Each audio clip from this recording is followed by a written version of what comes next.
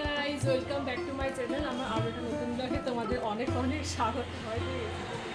তো এটা হচ্ছে, আর তোমরা তো সবাই জানো যে আমি এখন আছি নবদ্বীপে। তো আজকে ভাইয়ের সাথে বেরোচ্ছি নবদ্বীপে দর্শনীয় স্থান হতে সবকটা কমপ্লিট করবো এই ব্লগে। তো চলো যাওয়া যাক।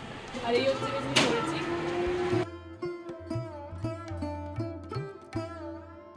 তো নবদ্বীপে আমরা যে আশ্রমে ছিলাম সেই আশ্রমের কাছাকাছি কিছু মন্দির ছিল। তো সেই মন্দিরগুলি তোমাদের ফার্স্ট দেখিয়ে দিচ্ছি। বেশ কয়েকটা মন্দির আছে।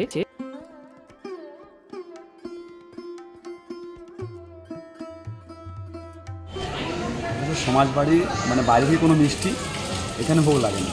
আচ্ছা, ওদের এখানে নিজেরা সব বানায়। আচ্ছা, নিজের যে বানায় বানিয়ে তারপরেও মানে এখানে ভোগ মানে এইখানে বানানো হয়। ছবিটা কি সুন্দর আছে, রাম সীতা।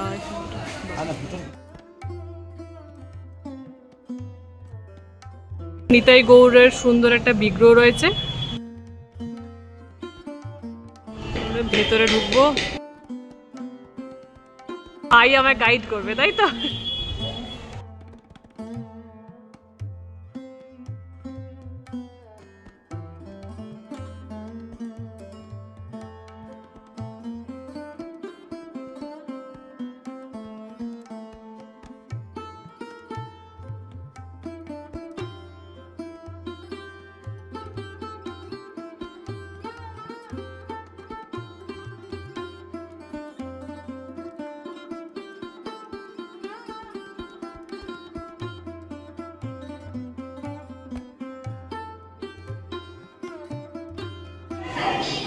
আর এখানে রয়েছেন হচ্ছে শ্রীকৃষ্ণ আর ওখানে অষ্টসখী।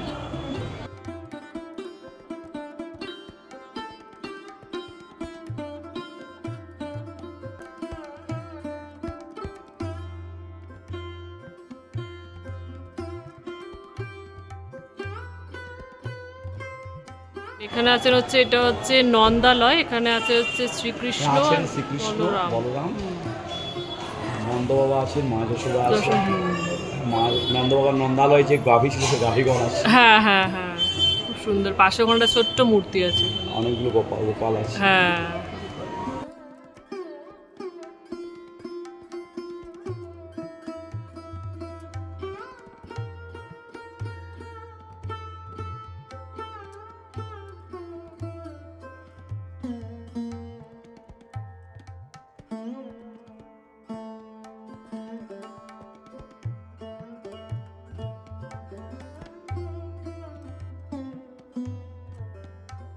আর এটা হচ্ছে মন্দিরের গোশালা।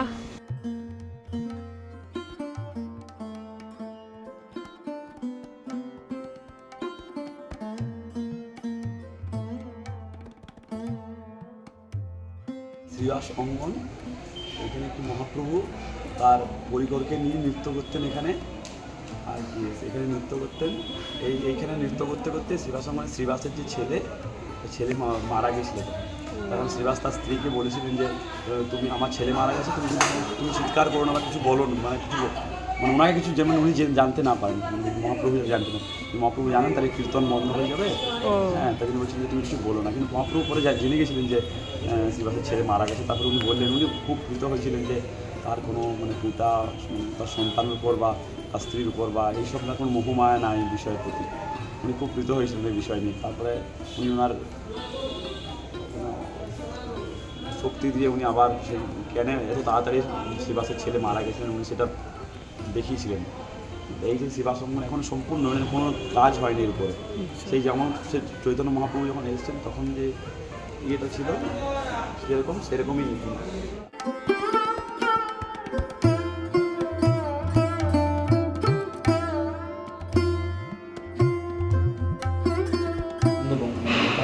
নিত্যানন্দপ্রভু ওনার যে বংশ, মানে ওনার সন্তান তার সন্তান তার সন্তান এরকম যে বংশ আছে সেইগুলো তাদের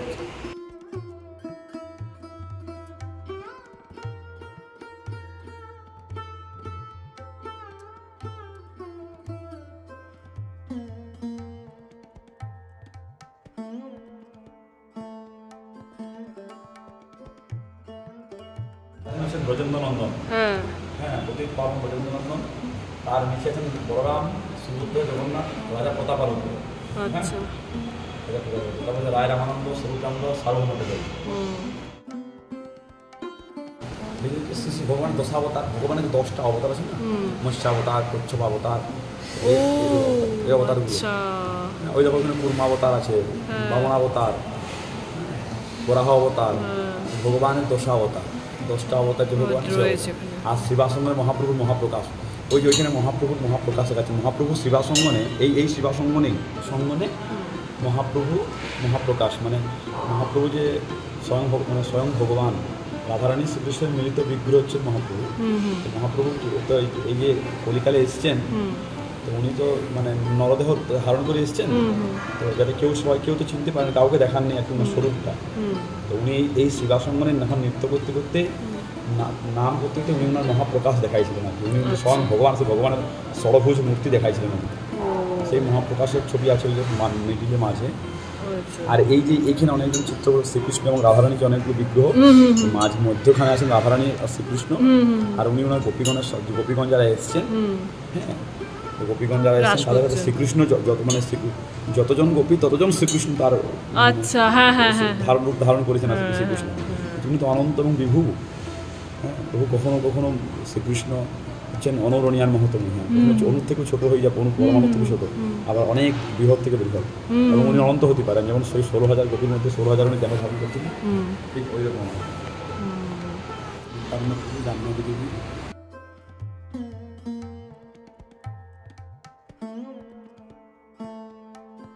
মহাপ্রভুর যে পরিকল্পনা, মহাপ্রভু যখন সংকীর্তন করতেন, সবাই তো ছিলেন ওনার সাথে।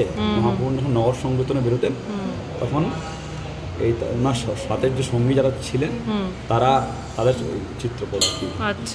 এই যে সামনে যারা দুটি সিট আছেন না, এই সামনে সামনে মিডিলে মহাপ্রভু আছেন, তারপর সাইডে আছেন অদ্বৈত প্রভু, নিত্যানন্দ প্রভু, আর একদিকে আছেন শ্রীবাস গদাধর। উপরে যে আছেন, সবার উপরে আছেন কৃষ্ণ বলরাম আর রাধাকৃষ্ণ মিলিত, রাধাকৃষ্ণ মিলিত বিগ্রহ। আর আছেন হরিহর কৃষ্ণ গোপাল, গৌর গোপাল, হরিহর কৃষ্ণ গোপাল। আর ওই যে শ্রীবাস শচী মায়ের কোলে গৌর হরি আছেন, গৌর হরি। আর ওই সাইডে আছেন মলিনী দেবী, এই সামনে মলিনী দেবী। আচ্ছা, আর এই যে কি মিলিত হয়েছেন ইনার কি মিলিত, ওই যে উপরে উপরে দেখলাম, ওই তো হয়গ্রীব, ওই যে সামনে যে হয়গ্রীব, ওই যে অর্ধেক শিবের অর্ধেক, হ্যাঁ ওইটাই। আচ্ছা, আর আছেন জগন্নাথ মিশ্র, এদিকে জগন্নাথ মিশ্র আছেন।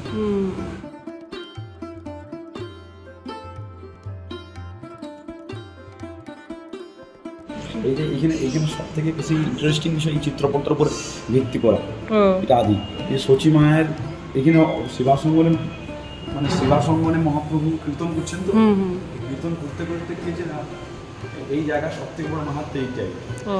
শচী, এটা হচ্ছে শিবাসঙ্গন, শিবাসের বাড়িতে মহাপ্রভু সংকীর্তন করতে এসেছিলেন। সংকীর্তন যখন এসেছিলেন, তখন শিবাসের যে পুত্র, উনি তখন মারা গেছেন। তখন কতটা মানে ভগবানের প্রতি একনিষ্ঠ হলে, তার নিজের পুত্র মারা যাওয়ার পরেও হ্যাঁ স্ত্রীকে বলছেন যে তুমি কোনো চিৎকার করো না, মহাপ্রভু সংকীর্তনের মধ্যে আছেন, তো যদি তুমি কান্নাকাটি করো তাহলে আমি বাড়ি ছেড়ে চলে যাবো, এবং যাতে কীর্তনের জন্য ব্যাঘাত না হয়। আচ্ছা, তার যে মোহ মায়া সংসার প্রতি কতটা অনাসক্ত, তার পরিচয় এটা তার পাওয়া যায়। এখানে ওই চিত্রপটটা সেটাই দেখা যায় যে শিবাসের পুত্র মারা গেছে। পরে মহাপ্রভু জানতে পারেন, মহাপ্রভু তারপরে ওনাকে সাধুবাদ জানালেন শিবাস প্রভু।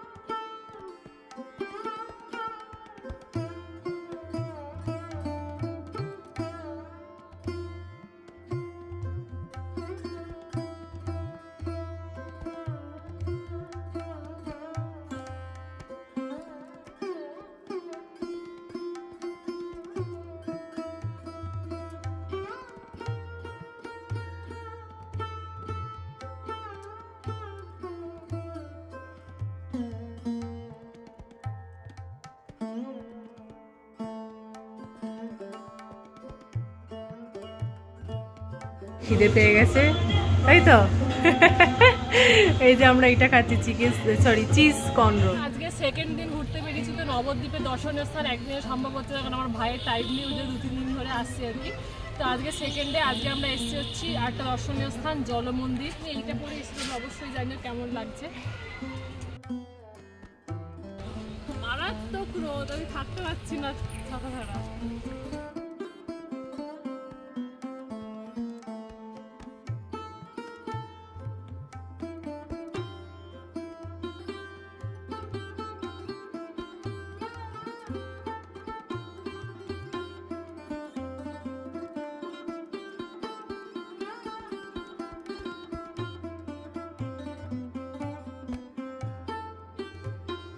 কত মাছ ঘুরে বেড়াচ্ছে, ওই যে মাছ, জায়গাটা তোমরা বুঝতে পারছো কিনা, এই যে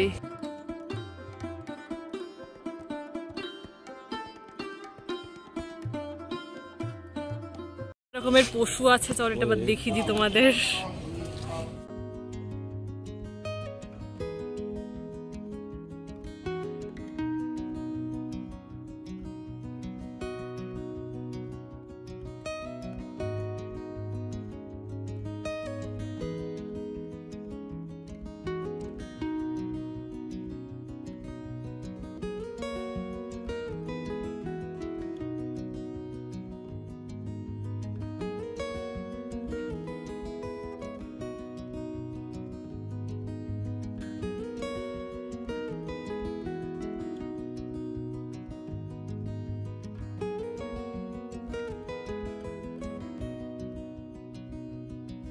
এই জায়গাটা এখানে সত্যি খুব সুন্দর লাগে। আরো একবার এসেছিলাম, তখন ব্লগ করতাম না, কিন্তু এখন ব্লগ করি।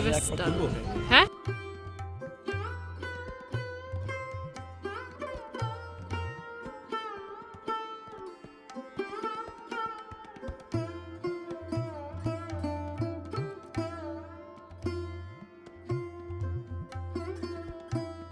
জল মন্দিরটা একদম মাঝখানে রয়েছে জলের, আর তার পাশে আমরা এখন ঘুরছি। এইখানটা অসাধারণ জায়গা। আর ওই যে আমার ভাই আমাকে গাইড করছে। হ্যালো,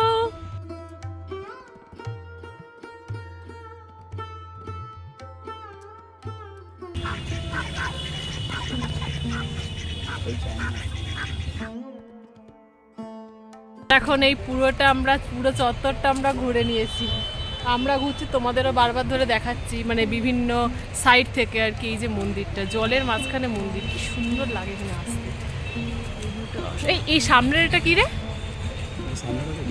ও গেস্ট হাউস, এটা আচ্ছা ও ফরেনারতে থাকার জন্য। এটাও বেশ সুন্দর, মানে ডিজাইনটা বল খুব সুন্দর। মানে না জল মন্দিরে সবকিছু বেশ দারুণ। চৈতন্য সারস্বত গৌরী মন্দির। কোনটা? এইটা। আর এখানে যে বিগ্রহ আছে, ওই দেখো এখানে গোবর্ধন। এটা ভেতরে যাওয়া যাবে না মনে হয়। এখানে গোবর্ধন সেবিত হন, ওই যে গোবর্ধনের মূর্তি। জুম করে দেখাও না, দেখা যাবে। জানি না তোমরা কতটা ক্লিয়ারলি দেখতে পাচ্ছ।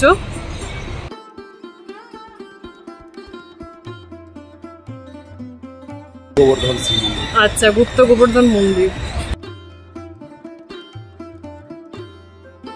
থেকে আমরা এখন বিদায় নিচ্ছি। আজকের মতো ভালোই ঘোরা হলো বেশ। আর এইখানে ওই সামনে দোকানপত্র আছে টুকটাক, ওই তুলসীর মালা এমনি জাস্ট কেনার জন্য, পশুদের খাবার দেওয়ার জন্য এখানে জিনিস বিক্রি। চৈতন্য সারস্বত মন্দির, এটা কি? এটাও জল মন্দির মানে কি? আমরা দেখলাম জল মন্দির, দেখলাম ওইটাই, এটা গেস্ট হাউস, আর ওটাই এটা অংশ আর কি। আচ্ছা, একটা পার্ট, এটা একটা পার্ট। ও, দুটো পার্ট সামনেই তো, অপোজিটে। এটা হচ্ছে গেস্ট হাউস। এটা হচ্ছে গেস্ট হাউস। এটা হচ্ছে দেব গোস্বামীর নাম অনুসারে হয়েছে। আচ্ছা আচ্ছা, হ্যাঁ এখানে লেখাও আছে শতবার্ষিকী সেবা কুঞ্জ। আচ্ছা আচ্ছা, এই জায়গাটা বেশ সুন্দর। ভেতরে কি আছে মন্দির? চলো যাওয়া যাক। এটা হচ্ছে মন্দির।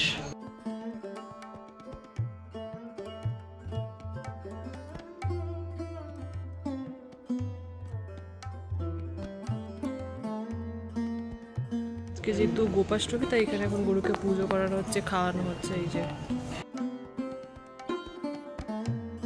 আর এটা হচ্ছে মন্দির।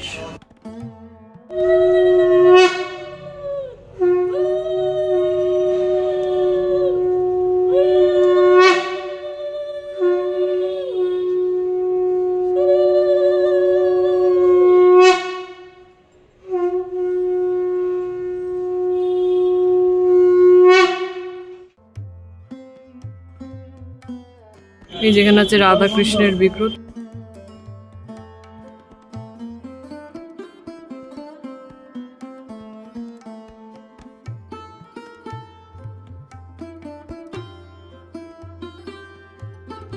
তো এই মন্দিরটা অনেকটাই বড়, তো আমরা ওইখানে ছিলাম, ওই যে পুজো দেখলাম। তো এখন আমরা এখানে এসেছি, এখানে ওই কি চৈতন্য শাশ্বত মঠে, চৈতন্য শাশ্বত মঠের যে প্রতিষ্ঠাতা, হ্যাঁ, তাদের সমাধি আছে। ভক্তিরক্ষক সুধা দেব গোস্বামী মহারাজ, ওনার সমাধি মন্দির। আচ্ছা, এখানে সমাধি আছে, এখানেও তাই, এখানেও সমাধি রয়েছে। আর এখানে কোথাও আছে মানে মন্দিরের মধ্যে আর কিছু দেখার? সামনে আছে। জায়গাটা আমার কি সুন্দর লাগছে, এই জায়গায় মন্দির জায়গাটা ভীষণ একটা মানে সুন্দর ব্যাপার, কিন্তু এখানে আসতে যেন প্রতি মধ্যে যাবোই না, কি সুন্দর। এইখানে একটা ছায়া আছে, ওই জন্য এখানে এসে দাঁড়িয়েছি। এটা হচ্ছে গৌড়ীয় মঠ মিউজিয়াম, এইটা গ্রাউন্ড ফ্লোর, এর ওপরের ফ্লোরে আছে মিউজিয়াম, পুরোটাই তোমাদের ঘুরে দেখাবো। তো ঠাকুরের ফটো খুব একটা ভালোভাবে দেখাতে পারিনি, কারণ এখানে মোবাইলে ছবি তোলা বারণ ছিল, ভিডিও করা বারণ ছিল। তো প্রথমে গ্রাউন্ড ফ্লোরে এরকম বেশ কতগুলো ছবি আছে, মানে সে দৃশ্যের বর্ণনাও দেওয়া আছে, পাশে পাশে লেখা রয়েছে। তো সেটা তোমাদের ঘুরে দেখাই, তারপরে ওপরে গিয়ে পুরো মিউজিয়ামটা তোমাদের সাথে শেয়ার করবো।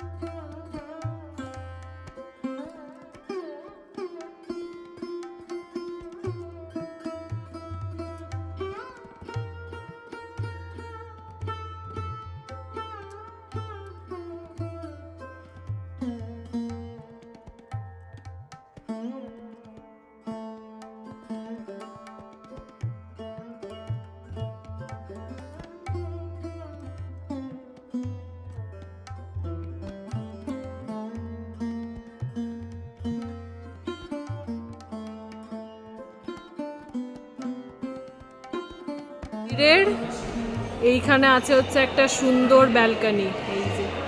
আর এটা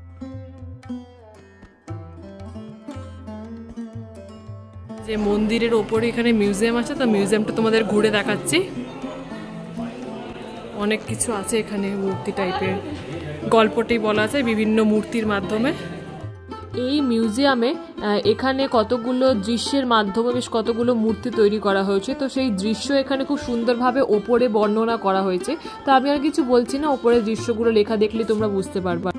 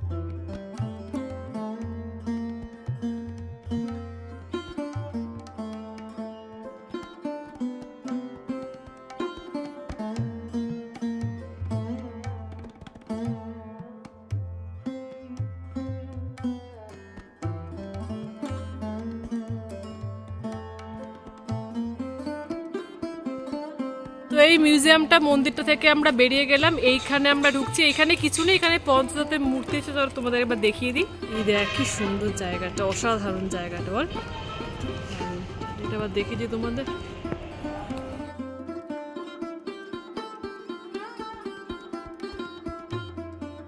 এখানে ভেতরে মন্দির আছে তাই না, মন্দিরটা এখন বন্ধ, বিশ্রাম চলছে।